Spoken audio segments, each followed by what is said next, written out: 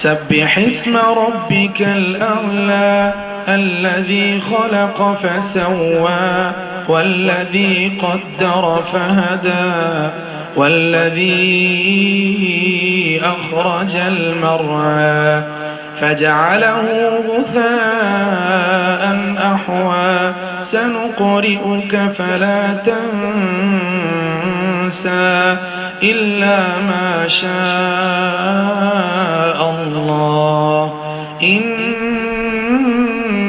يعلم الجهر وما يخفى ونيسرك لليسرى فذكر إن نفعت الذكرى سيذكر من يخشى ويتجنبها الأشقى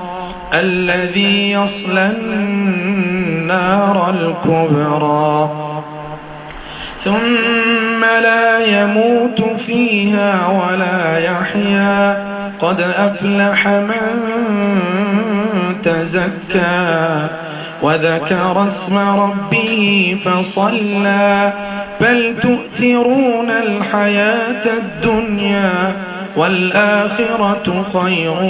وأبقى إن هذا لفي الصحف الأولى صحف إبراهيم وموسى صدق الله العظيم.